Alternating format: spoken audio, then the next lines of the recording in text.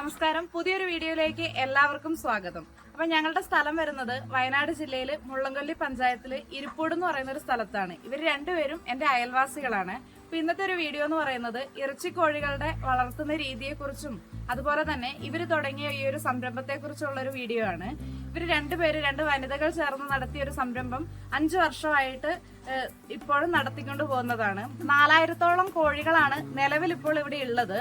അപ്പൊ നമുക്ക് ഇവരോട് തന്നെ കൂടുതൽ കാര്യങ്ങൾ ചോദിച്ചറിയാം. ചേച്ചിയുടെ പേര് ഷേർലി എന്നും ചേച്ചിയുടെ പേര് രമ്യ എന്നുമാണ്. അപ്പൊ ഇവർ രണ്ടുപേരും കൂടി ചേർന്നിട്ടാണ് ഈ ഒരു സംരംഭം നടത്തുന്നത്. അപ്പൊ നമുക്ക് ഇവരോട് തന്നെ ആദ്യം ഇതിനെക്കുറിച്ച് ചോദിച്ച് മനസ്സിലാക്കാം. ചെയ്തതനുസരിച്ച് ഇനി മുന്നോട്ട് ഇതുപോലെ ഇങ്ങനെ ഒരു ഇറച്ചിക്കോഴിയുടെ കൃഷി ചെയ്യാൻ ആഗ്രഹിക്കുന്നവരുടെ അടുത്ത് നിങ്ങൾക്ക് എന്താണ് പറയാനുള്ളത്? മെനക്കെടുവാണെങ്കിൽ സക്സസ് ആയിട്ട് കൊണ്ടുപോകാൻ പറ്റുന്നതാണോ? എങ്ങനെയാണ് ഇതിന്റെ അധികം പറയുന്ന മെനക്കേടെന്ന് പറഞ്ഞു കഴിഞ്ഞാൽ ഞങ്ങൾ രണ്ടുപേരും ഒന്നും ചെയ്യുന്നതുകൊണ്ട് ഒത്തിരി മെനക്കേടെന്ന് പറയാനില്ല. രാവിലെ ഒരു 1.5 മണിക്കൂർ, വൈകുന്നേരം ഒരു 1.5 മണിക്കൂർ, അങ്ങനെയുള്ള അത്രയും സമയം നമുക്ക് ഇതിനകത്ത് സ്പെൻഡ് ചെയ്യേണ്ടതുള്ളൂ. പിന്നെ ഇടയ്ക്ക് വരുന്ന കാര്യങ്ങളൊക്കെ ഉണ്ടെങ്കിൽ ഇടയ്ക്ക് ചെയ്യണം. എങ്കിൽ കൂടിയും നമുക്ക് ഇതെല്ലാം ചെയ്തു കഴിഞ്ഞിട്ടും നമുക്ക് നമ്മുടെ പരിപാടികളിലേക്ക് പോകാൻ തടസ്സമില്ല.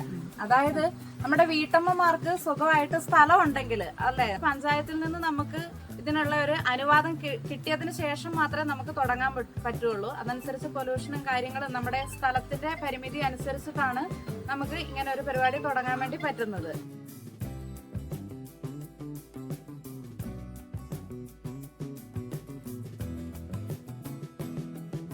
സ്ഥലപരിമിതിക്ക് ശേഷം നമുക്ക് അത്യാവശ്യം വേണ്ടത് ഒരു നല്ല അടച്ചുറപ്പുള്ള ഒരു കൂടാണ്. ഇപ്പൊ കൂടെന്ന് പറയുന്നത് നമ്മുടെ സാമ്പത്തിക സ്ഥിതിക്ക് അനുസരിച്ചിട്ടുള്ള കൂടാണ് നമുക്ക് കെട്ടാൻ പറ്റുന്നത്. അതായത് ഇപ്പൊ നമുക്ക് വേണമെങ്കിൽ ഇതുപോലെ നന്നായിട്ട് വെൽഡൊക്കെ ചെയ്തിട്ടുള്ള ഒരു കൂട് ചെയ്യാം. അതുപോലെ തന്നെ നമ്മുടെ ഇതനുസരിച്ചിട്ട് അതായത് കോഴികളെ മറ്റൊന്നും വന്ന് പാമ്പോ അങ്ങനെയുള്ള വേറൊരു സാധനങ്ങളും വന്ന് പിടിച്ചോണ്ട് പോകാതെ സംരക്ഷിക്കാൻ പറ്റുന്ന രീതിയിലുള്ള കുറഞ്ഞ ചെലവിലുള്ള കൂടും അതുപോലെ തന്നെ ദീർഘകാലം നിൽക്കുന്ന നല്ല സ്ട്രോങ് ആയിട്ടുള്ള കൂടും വെക്കാൻ വേണ്ടി പറ്റും. അപ്പൊ നമുക്ക് ഇവരോട് ഈ കൂടിനെ കുറിച്ച് ഒന്ന് ചോദിച്ചു നോക്കാം. ഇത് അന്ന് ഉണ്ടാക്കാൻ നേരത്തെ ഏകദേശം എത്ര രൂപയോളം ചെലവായിരിക്കും? ഏകദേശം 8 ലക്ഷം 8 ലക്ഷം രൂപ രൂപയോളായിട്ടുണ്ട്. ഫാമും കാര്യങ്ങളും എല്ലാം മൊത്തത്തിലാണ്. കൂട് എല്ലാം ഈ ഫാമിന് മൊത്തത്തിൽ ഒരു 8 ലക്ഷം രൂപയോളാണ് ചെലവായത്.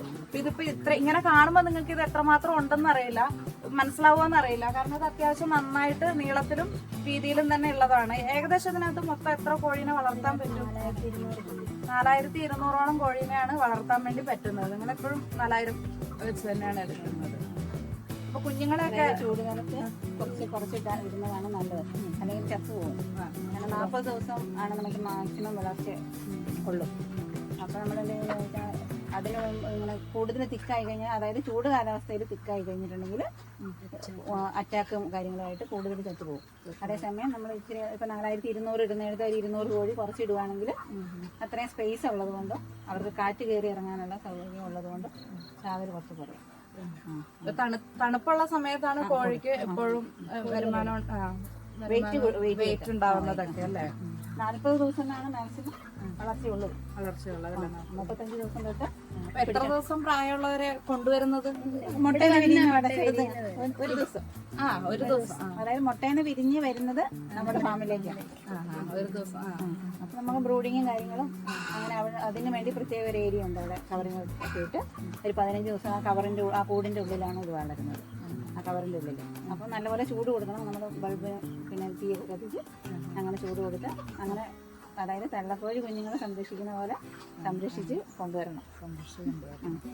പിന്നെ കൂട് ഈ കുഞ്ഞുങ്ങൾ ആദ്യം ചെറിയ ഒരു 3-4 റൗണ്ട് ആക്കിയിട്ട് റൗണ്ടിനകത്ത് നമ്മൾ ചൂട് കൊടുത്തിട്ടാണ് വളർത്തുന്നത്. അത് കഴിയുമ്പോൾ നമ്മൾ വലുതാകുന്നതനുസരിച്ച് അതിൻ്റെ കൂട് ഇങ്ങനത്തെ ഈ ഷീറ്റുകളുണ്ടല്ലോ, ആ ഷീറ്റ് അടിച്ച് കൂട്ടി കൊണ്ടുവന്ന് അങ്ങനെ ഫുള്ള്.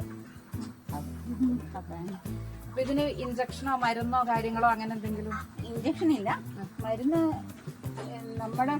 നമ്മുടെ ഇന്റഗ്രേഷൻ രീതി. അതായത് അവർ തീറ്റയും പിന്നെ കോഴീനെയും കുഞ്ഞിനെയും ഒക്കെ ഇറക്കി തരും. എന്നിട്ട് നമ്മളത് നോക്കി അങ്ങനെയാണ് നമ്മൾ കൊടുക്കുന്നത്. അപ്പോൾ അതിനുള്ള മരുന്ന് പറഞ്ഞാൽ ഇഞ്ചക്ഷൻ ഇല്ല, ഇഞ്ചക്ഷൻ എടുക്കാറില്ല. പിന്നെ എന്തെങ്കിലും അസുഖങ്ങളൊക്കെ വന്നാൽ മാത്രം അവർ ചെറിയ മരുന്ന് തരാതെ നമ്മൾ വെള്ളത്തിൽ കൊടുക്കും. അത് ചെറിയൊരു ടാങ്കുണ്ട്, ആ ടാങ്കിൽ കലക്കിയിട്ട് നമ്മൾ ഡ്രിങ്കർ വഴി ഇതുണ്ടല്ലോ, അപ്പോൾ അതിനകത്തോട് വരിക ചെയ്യുന്നത്. അതാണ്. പിന്നെ ഇതിന്റെ തീറ്റ രീതിയെ കുറിച്ച് ഒരു ദിവസം പിന്നെ എത്രത്തോളം തീറ്റ ഇത്രയും കോഴികൾക്ക് 4000 കോഴികൾക്ക് വേണ്ടി വരും? അതായത് ഫസ്റ്റ് വരുമ്പോൾ ഒരു ചാക്ക് തീറ്റ, അത് പ്രീ സ്റ്റാർട്ടർ എന്ന് പറഞ്ഞിട്ട് അത് എത്ര ദിവസമാണ്? 15 ദിവസം. അത് 15 ദിവസം പ്രീ സ്റ്റാർട്ടർ കൊടുക്കും. ഒരു 30 ചാക്കോളം തീറ്റ വരും 15 ദിവസത്തിന്. അത് കഴിഞ്ഞ് സ്റ്റാർട്ടർ എന്ന് പറഞ്ഞ സ്റ്റേജാണ്. അത് വരും 10, 70, 80 ചാക്കോളം അത് വരും. അത് പിന്നെ ഒരു 40 ദിവസത്തെ. ഇല്ല, അത് കഴിഞ്ഞ് അടുത്ത സ്റ്റേജിൽ ഫിനിഷർ വരും. അതൊരു 20 ദിവസത്തെ ആകുമ്പത്തിന് ഫിനിഷർ കൊടുക്കാൻ തുടങ്ങും. അതായത് ഓരോ പ്രായം അനുസരിച്ച് അവർക്ക് എടുക്കാൻ പറ്റുന്ന രീതിയിലുള്ള തീറ്റയാണ് അത്. ഈ കുഞ്ഞുങ്ങളെ പ്രൊവൈഡ് ചെയ്യുന്ന അവര് തന്നെയാണ് അതിന്റെ ഫീഡ്, പിന്നെ മെഡിസിന്, കുഞ്ഞുങ്ങള് എല്ലാവരും അപ്പൊ അവര് തന്നെ വന്ന് അവര് തന്നെ കഴിയുമ്പോ അവര് തന്നെ കൊണ്ടുപോകും ചെയ്തു. നമുക്ക് ലാസ്റ്റ് ഒരു 30 ദിവസം 32 ദിവസമൊക്കെ ആയി കഴിയുമ്പോൾ ഒരു 13 ചാക്ക് 12-13 ചാക്ക് തീറ്റ ഇട്ട് കൊടുക്കണം. ഒരു നേരം ഇട്ടാൽ മതി. വൈകുന്നേരങ്ങളിൽ ഞങ്ങൾ ഇടാറ്.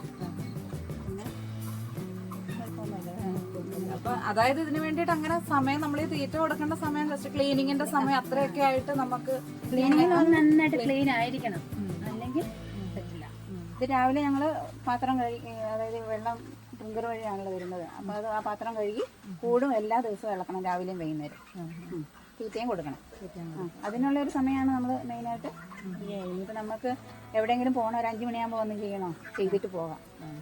അല്ലാണ്ട് ഇതിന് കൃത്യസമയത്ത് ഇന്ന സമയത്ത് നമ്മുടെ പശുക്കൾ അങ്ങനെ പോലെ കറക്റ്റ് ടൈമിൽ വന്ന് ചെയ്യണം, അങ്ങനെയൊന്നും ആവശ്യമില്ല. ഇതിന്റെ കാഷ്ടം വളമായിട്ട് നമ്മൾ കർഷകർ കൊണ്ടുപോയി ചെയ്യുന്നത്. അത് നിങ്ങൾക്ക് ഇഷ്ടമുള്ളത് പോലെ കൊടുക്കാം, നമുക്ക് പുറമേ കൊടുക്കാം.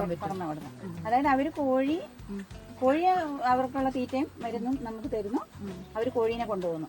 ബാക്കി വളവും കാര്യങ്ങളെല്ലാം നമ്മൾ കാപ്പിത്തൊണ്ടൊക്കെ നമ്മൾ സ്വന്തം പൈസയിലാണ് ഇറക്കുന്നത്. അപ്പൊ നമുക്ക് ഇഷ്ടമുള്ള വിലയ്ക്ക് പുറത്തുള്ളവർക്ക് പുറത്ത് കൊടുക്കാം. ഇതെങ്ങനെ ഇവിടെ കർഷകർക്ക് തന്നെ ഇങ്ങനെ കൊടുക്കുക? ഒന്നിച്ച് നമുക്കൊരു ഒരാൾ സ്ഥിരം എടുക്കുന്നുണ്ട്. സ്ഥിരമായിട്ട് പുള്ളി തന്നെ എടുക്കുന്നുണ്ട്. കാപ്പിത്തൊണ്ട അങ്ങനെ വളം നമുക്ക് ഒരിക്കലും ഇരിക്കാറില്ല. നമ്മൾ ഫാമിൽ നിന്ന് തന്നെ കോരി അവർ കൊണ്ടുപോയി ചെയ്യുന്നു. നമ്മൾ കോരി വെക്കും. ഇവര് പറഞ്ഞതുപോലെ തന്നെ ഇന്റഗ്രേഷൻ മെത്തേഡിലൂടെയുള്ള കോഴി വളർത്തലായതുകൊണ്ട് തന്നെ ഇതുപോലെ നല്ല രീതിയിലുള്ള ഒരു കൂടും കുറച്ച് സമയവുമാണ് വേണ്ടത്. കുഞ്ഞുങ്ങളെയും തീറ്റയും ഒക്കെ ഏജൻസിക്കാർ പ്രൊവൈഡ് ചെയ്യുന്നതാണ്. ഇങ്ങനെ ചെയ്യുന്നതിൽ വലിയ ലാഭമില്ല എന്ന് പറയുന്നതും കേൾക്കാറുണ്ട്. അതിന് കാരണം കുറഞ്ഞ അളവിൽ കുഞ്ഞുങ്ങളെ എടുക്കുന്നത് കൊണ്ടാണ്. 1000-ന് താഴെയൊക്കെ ആണെങ്കിൽ വലിയ ലാഭം എന്നത് എപ്പോഴും കിട്ടണമെന്നൊന്നുമില്ല. മാർക്കറ്റിംഗ് അനുസരിച്ചിട്ട് ഏറെയും കുറഞ്ഞൊക്കെ ആയിരിക്കും ഉണ്ടാവുക. എന്നാൽ ഇതുപോലെ 4000-ഓളം ഒക്കെ കുഞ്ഞുങ്ങളെ വളർത്തുവാണെങ്കിൽ കോഴിയുടെ തൂക്കത്തിനനുസരിച്ചിട്ടുള്ള ഒരു തുകയും ഇവർക്ക് ലഭിക്കുന്നതാണ്. അതുകൂടാതെ തന്നെ കോഴിക്കാഷ്ടം വളമായി കൊടുക്കുന്നതിലൂടെ ഉണ്ടാവുന്ന ഒരു തുകയും കൂടെ ലഭിക്കുന്നതാണ്. ഇറച്ചിക്കോഴി വളർത്തലിന്റെ ഏറ്റവും വലിയ പ്രത്യേകത എന്നത് നമുക്ക് പാർട്ട് ടൈം ആയിട്ട് ചെയ്യാൻ പറ്റുന്ന ഒരു പരിപാടിയാണിത്. വളരെ കുറഞ്ഞ സമയം മാത്രം ഇതിനുവേണ്ടി നമ്മൾ ചെലവഴിച്ചാൽ മതി. പിന്നെ പൂർണ്ണ വളർച്ചയെത്തി ഈ കോഴികളെയൊക്കെ കൊണ്ടുപോയ ശേഷം പുതിയ കുഞ്ഞുങ്ങളെ കൊണ്ടുവരുന്നതിന് മുന്നേ ആയിട്ട് ഒരു ഡീപ്പ് ക്ലീനിങ്ങും പിന്നെ ഈ വളം കോരി മാറ്റുന്നതൊക്കെയാണ് ഒരു ചെറിയ അധ്വാനം എന്ന് പറയാൻ വേണ്ടിയിട്ട് പറ്റുന്നതുള്ളത്. പിന്നെന്ന് പറഞ്ഞാൽ കോഴിക്കൂടിനോടൊപ്പം തന്നെ വേണ്ട ഒരു അടിസ്ഥാന സൗകര്യമാണ് വെള്ളവും കറന്റും. പിന്നെ അതൊക്കെ അതിന്റെ ലഭ്യതയ്ക്കനുസരിച്ചായിരിക്കുമല്ലോ നമ്മളിങ്ങനെ ഒരു സംരംഭം തുടങ്ങാൻ വേണ്ടിയിട്ട് ആരംഭിക്കുന്നത്. പിന്നെ അസുഖം വന്ന് നഷ്ടമായാലോ എന്നൊക്കെ ചിന്തിക്കുന്ന ആളുകളുണ്ടാവും. അങ്ങനെ അവർക്ക് ജീവിക്കാൻ പറ്റുന്ന ഒരു ഏരിയയും ഹൈജീനും ഒക്കെ ഉണ്ടെങ്കിൽ തന്നെ അങ്ങനെ എല്ലാ കോഴികളെയും ബാധിക്കുന്ന തരത്തിലുള്ള ഒരു അസുഖങ്ങളൊന്നും അങ്ങനെ വരാനുള്ള സാധ്യതയില്ല. പിന്നെ ഒരു ചൂട് കാലത്താണ് കൂടുതൽ കെയർ കൊടുക്കേണ്ടത്. അപ്പൊ അതിൻ്റെതായിട്ടുള്ള ഒരു ശ്രദ്ധ കൊടുത്തിട്ടുണ്ടെങ്കിൽ അങ്ങനെ സംഭവിക്കില്ല. 38 ദിവസമായി നിന്ന് ഞങ്ങൾ തിരിച്ചു വെച്ചിട്ടുണ്ട്. ഇത്ര കോഴി ഇന്ന് കൊണ്ടുപോകുന്ന പറഞ്ഞുകൊണ്ട് അത്രയുള്ള. അല്ല, ഇതെല്ലാം ഒന്നിച്ചു കൊണ്ടുപോകാനുള്ളതല്ല. തീറ്റ പൊക്കി വെച്ചിട്ടില്ലേ, പൊക്കി വെച്ചിരിക്കുന്ന അവിടെ നിന്ന് ഇവിടം വരെയുള്ള കോഴി ഇന്ന് കൊണ്ടുപോകും. അപ്പൊ അത്രയും കണക്കാക്കി തിരിച്ചു വെക്കാൻ പറഞ്ഞാൽ തീറ്റ നമുക്ക് കട്ട് ചെയ്ത് വെക്കും. രാവിലെ കൊടുത്തിട്ടുണ്ടെങ്കിൽ ഇനി തീറ്റ കൊടുക്കാൻ പാടില്ല. അവർ പിടിക്കാൻ വരുമ്പോൾ തീറ്റ കൊടുക്കാൻ പാടില്ല. ഇവര് കൊണ്ടുപോയി കഴിഞ്ഞ് പിന്നെ പുതിയതിനെ എപ്പോ കൊണ്ടുവരും? അത് 15 ദിവസം 20 ദിവസം ആകുമ്പോഴത്തേക്കും അടുത്തതിനെ കൊണ്ടുപോകും. ഫാം ക്ലീൻ ആക്കി എല്ലാം കഴിഞ്ഞ് കഴിയുമ്പോൾ ഫുള്ള് കോരി എല്ലാം കഴുകി ഫാം മൊത്തം വൃത്തിയാക്കണം. നെറ്റെല്ലാം അടിച്ച് കഴുകി കുഞ്ഞുങ്ങളെ കൊണ്ടുവരില്ല, അല്ലെങ്കിൽ കുഞ്ഞുങ്ങൾക്ക് പെട്ടെന്ന് അസുഖം പിടിക്കും. 15 ദിവസം എങ്ങനെയാണെങ്കിലും ഗ്യാപ്പ് വേണം. അപ്പൊ വീട്ടിലിരിക്കുന്ന വീട്ടമ്മമാർക്കും അതുപോലെ തന്നെ സ്ഥലമുള്ള എല്ലാവർക്കും തന്നെ ഇതുപോലൊരു ചെറിയൊരു കൃഷിയൊക്കെ ആയിട്ട് സ്വന്തമായിട്ടൊരു വരുമാനം ഉണ്ടാക്കണമെന്ന് താല്പര്യമുള്ളവർക്ക് ചെയ്യാൻ പറ്റുന്ന ഒരു കുഞ്ഞു വീഡിയോ ആണ്. അപ്പൊ നിങ്ങൾക്ക് ഇത് ഇഷ്ടപ്പെടുവാണെങ്കിൽ ഇതിൽ നിന്നുള്ള കാര്യങ്ങൾ നിങ്ങൾക്ക് മുന്നോട്ടെടുത്ത് ഇങ്ങനെ ചെയ്യാൻ ആഗ്രഹിച്ചിരിക്കുന്നവർക്ക് ഇതിനെക്കുറിച്ച് നിങ്ങളുടെ പഞ്ചായത്തിലൊക്കെ കൂടുതൽ അന്വേഷിച്ച് ഇതിനെക്കുറിച്ചിട്ടുള്ള കാര്യങ്ങൾ അന്വേഷിച്ച് നിങ്ങൾ മുന്നോട്ട് കൃഷി ചെയ്യാൻ വേണ്ടിയിട്ട് ശ്രമിക്കുക. വീഡിയോ കണ്ട എല്ലാവർക്കും ഒത്തിരി നന്ദി. ചാനൽ ഇഷ്ടപ്പെടുവാണെങ്കിൽ ഒന്ന് സബ്സ്ക്രൈബ് ചെയ്യാനും ഒന്ന് ലൈക്ക് ചെയ്യാനും മറക്കല്ലേ.